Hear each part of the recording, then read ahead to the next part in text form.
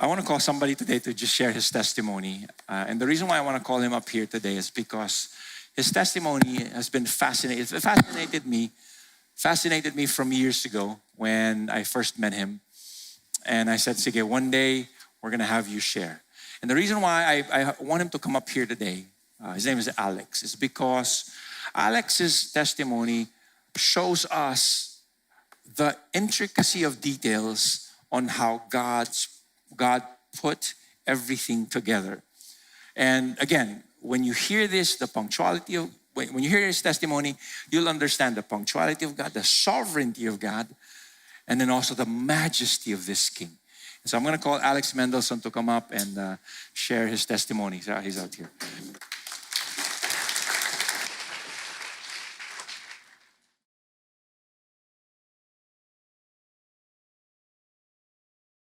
Good morning, everybody. So my name is Alex Mendelson. Now I'm going to share the time that God reunited me with my biological family. I was born in Manila, Philippines. I was adopted and raised in Rockland County, New York. I grew up in a half Jewish and a half Roman Catholic family.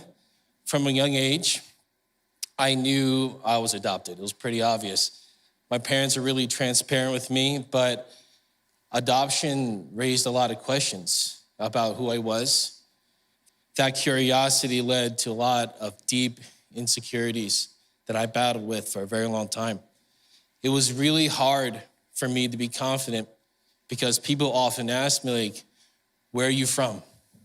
Who are your real parents? And that would just wear on me because I didn't know how to answer it. I knew my parents, but it was hard to answer it. These questions triggered feelings of rejection, especially in my relationships. My relationships suffered from it. But my parents loved me very, very well. They loved me very well. They raised me very well. But I always had this fear of abandonment. That hurt ran really deep, and it was more than I can understand. At the age of 12, I went to a Christian sleepaway camp, and I heard the gospel for the first time. My counselor was preaching, and I can feel God's presence fill the room.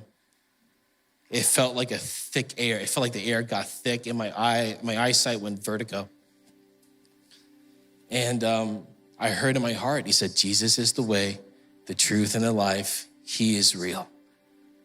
And I didn't know what was going on. I just remember he was talking, and I just heard that voice, and immediately, without hesitation, without questioning it, I just gave my life to him.